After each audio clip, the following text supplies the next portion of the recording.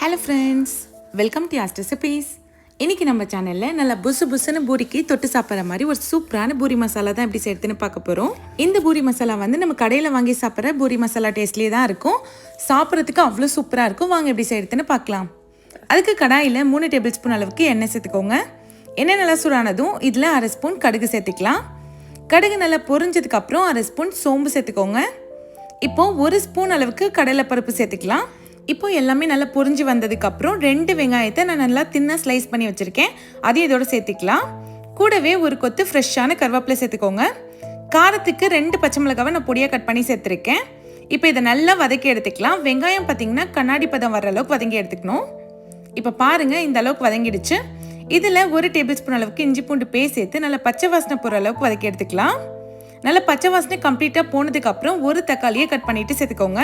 இப்போ தக்காளியை நல்லா வதக்கி எடுத்துக்கலாம். வெங்காயம் தக்காளி ஓரளவுக்கு வதங்கினாலே போதும்.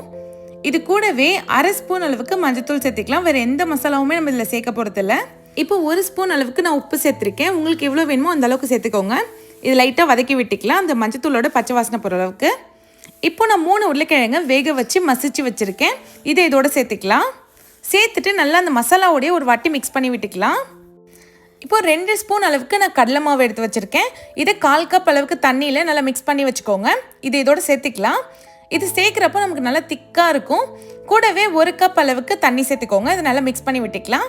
உங்களுக்கு கடலை மாவு வேணான்னு நினச்சிங்கன்னா நீங்கள் பொட்டுக்கடலை மாவு கூட சேர்த்துக்கலாம். அதுவுமே டேஸ்ட் நல்லாயிருக்கும். மசால் பார்த்திங்கன்னா இந்த அளவுக்கு திக்காக இருக்குன்னு. இப்போ இது 5 மினிட்ஸ் கொதிக்கட்டும். நல்லா இந்த மாதிரி கொதிச்சு வந்ததும் லாஸ்ட்டாக கொத்தமல்லி தழை போட்டு இறக்கிடுங்க. பூரி மசாலா பார்த்திங்கன்னா இந்த அளவுக்கு திக்கான கன்சிஸ்டன்சியில் இருக்கணும். அப்போ தான் பூரிக்கு தொட்டு சாப்பிட்றது ரொம்பவே நல்லாயிருக்கும். இது நீங்கள் பூரிக்கு மட்டும் இல்லை, சப்பாத்திக்கும் தொட்டு சாப்பிட்லாம், ரொம்பவே நல்லாயிருக்கும். அதே மாதிரி நீங்கள் மசால் தோசைக்கும் இதை ஸ்டஃபிங்காக வச்சு சாப்பிட்டுக்கலாம். இதை நீங்களும் உங்கள் வீட்டில் கண்டிப்பாக ட்ரை பண்ணி பாருங்கள். ட்ரை பண்ணிவிட்டு எப்படி இருந்துச்சுன்னு மறக்காமல் கமெண்ட் பண்ணுங்கள். வீடியோ பிடிச்சிருந்தா மறக்காமல் யாஸ்ட் ரெசிபீஸ் சேனலை சப்ஸ்கிரைப் பண்ணிவிடுங்க. தேங்க்ஸ் ஃபார் வாட்சிங்.